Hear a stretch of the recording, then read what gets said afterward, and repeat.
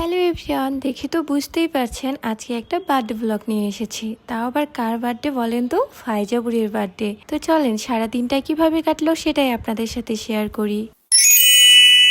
Hello everyone, আসসালামু আলাইকুম। কেমন আছেন আপনারা সবাই? আশা করি আপনারা সবাই ভালো আছেন। আলহামদুলিল্লাহ, আমিও এখন অনেকটা সুস্থ। হয়তো আমার গলা শুনে অনেকেই বুঝতে পেরেছেন আমার প্রচুর জ্বর হয়েছিল, দেন একটু সুস্থ হয়েছি, তারপর গলাটা এখনো ঠিক হয়নি। তো যাই হোক, আমার সকালে কিন্তু উঠতে অনেক বেশি লেট হয়ে যায়। তো আমার সাথে সাথে ফাইজারও ঘুম থেকে উঠতে লেট হয়, মানে প্রায় 10টা-11টা বেজে যায়। তো আজকে সকালে উঠে ফাইজা তেমন কিছুই খায়নি, শুধু একটু ফল আর একটা ডিম সিদ্ধ খেয়েছিল। তাই দুপুর হতে ওকে আগে আমি এখানে খাওয়া করাই নিচ্ছিলাম, তারপরেও খাবে না, মানে খাওয়া দেখলে ওর অ্যালার্জি শুরু হয়ে যায়, খেতেই চায় না। তারপরে একটু ভুলাই ভালাই খাওয়াইলাম। আর ভাবছিলাম যে এবার বার্থডেটা করবো না ফাইজার, সামনের বার কিন্তু ফাইজার অনেক বড় করে বার্থডে সেলিব্রেশন করা হয়েছিল, বাট এবার কোনো কিছুরই ইচ্ছা ছিল না। তারপরে মনে হলো যে ও ছোট মানুষ, খুশি হবে, ওকে একটু খুশি করা যাক। তাই বাসাতে সিম্পল ভাবে একদম হালকা করে আমি জাস্ট কয়েকটা বেলুন দিয়ে আর হ্যাপি বার্থডে কার্ডগুলো দিয়ে একটু সাজিয়ে নিয়েছিলাম একটা দেওয়াল। এখানে আবার মামা সুন্দরভাবে দোলনাটাতে কয়টা বেলুন লাগাচ্ছিল, পরে জাস্ট মাশাআল্লাহ ভালোই লাগতেছিল। কয়েকটা পিক তোলা হয়েছিল দোলনাটাতে।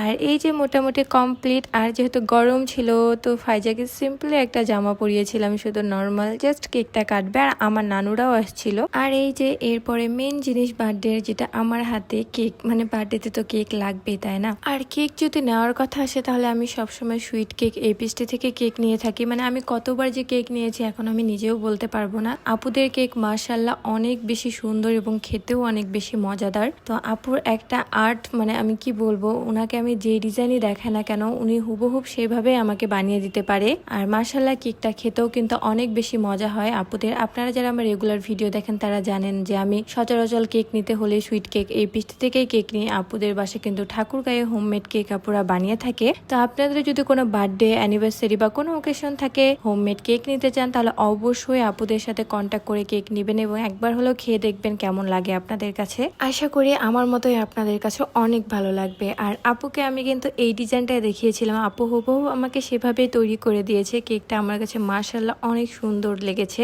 তা আপনাদের কাছে কেকটা ডিজাইন কেমন লেগেছে অবশ্যই কমেন্টে সবাই জানাবেন। তো যাই হোক, এরপরে মামা এখানে ফাইজার সাথে একটু ভিডিও নিচ্ছিল বা পিক নিচ্ছিল। ফাইজার কিন্তু ফ্রেন্ড এখানে রায়া, মানে জুনাইরাও ছিল। তো এরপরে আমার নানুরা সবাই চলে আসছে। তো নানুদের নিয়েই কেকটা কাটতে বলেছিলাম ফাইজাকে, তো সবাই সুন্দরভাবে কেকটা কাটছিল। আর দেখেন মাশাআল্লাহ সবাই খুশি। আর এখানে আমি আমার দুইটা নানুকে রেখেছি যে তারাই কেকটা কাটুক ফাইজাকে নিয়ে, যেহেতু তারা অনেক বেশি মুরব্বী, মানে বড় মানুষ। আর ফাইজার জন্য যেন দোয়া করে দেয়, সবসময় ও হাসি খুশি ভালো থাকতে পারে। আর এই দিনটা যেন প্রতি বছরে বছরে ওর জীবনে ফিরে আসে। হ্যাপি বার্থডে মা ফাইজা, তোমাকে জন্মদিনের অনেক অনেক শুভেচ্ছা। এই দিনটা তোমার জীবনে বারবার ফিরে আসুক, তুমি অনেক বেশি হ্যাপি থাকো এই দিনটাতে, অন্তত যেন তোমাকে দুঃখ ছুতে না পারো। আর আল্লাহর কাছে দোয়া করি তুমি সবসময় যেন ভালো থাকতে পারো। তো আপনাদের কাছে আজকের ভিডিওটা কেমন লাগলো সবাই ফাইজার জন্য দোয়া করে দিবেন। সবাই ভালো থাকবেন। আল্লাহ হাফেজ।